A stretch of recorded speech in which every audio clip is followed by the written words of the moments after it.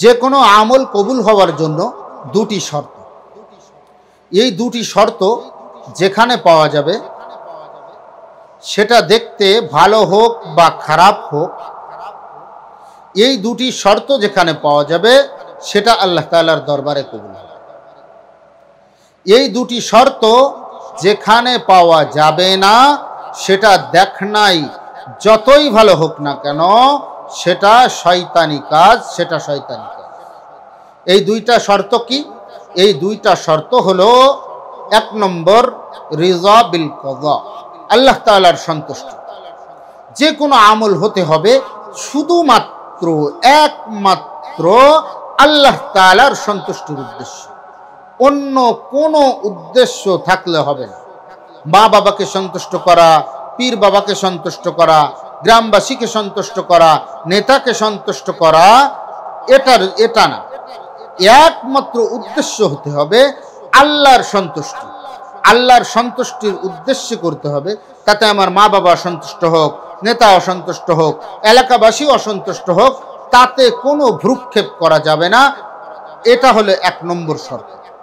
দুই নম্বর শর্ত হলো তরিকায়ে রাসূল, রাসূল সাল্লাল্লাহু আলাইহি ওয়াসাল্লামের তরিকা। রাসূল সাল্লাল্লাহু আলাইহি ওয়াসাল্লাম যে আমলের ক্ষেত্রে যে পদ্ধতি অবলম্বন করছেন, সেই আমলের ক্ষেত্রে সেই পদ্ধতি অবলম্বন করা। এক নম্বর হলো আল্লাহ তাআলার সন্তুষ্টির উদ্দেশ্যে করা। দুই নম্বর হলো যে আমলের ক্ষেত্রে যে পদ্ধতি রাসূল সাল্লাল্লাহু আলাইহি সাল্লাম অবলম্বন করেছেন, সেই আমলের ক্ষেত্রে সেই পদ্ধতি অবলম্বন করা। যেমন দেখুন, নামাজ পড়া এটা খুব আহাম আমল, গুরুত্বপূর্ণ আমল। তো নামাজ পড়তে হবে, এটা আল্লাহ তাআলার হুকুম। নামাজ পড়তে হবে, এটা আল্লাহ তাআলার হুকুম। নামাজের ভিতরে এক রাকাতে দুইটা সিজদা দিতে হবে,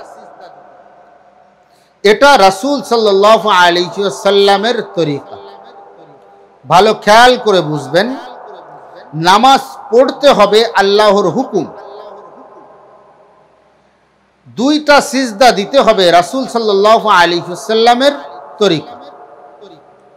তো আপনি নামাজের ভিতরে তিনটা সিজদা দিলেন, চারটা সিজদা দিলেন, পাঁচটা সিজদা দিলেন, এখানে নামাজ পড়া ফি নফসি আল্লাহর হুকুম এক নম্বরটা পালন হয়েছে।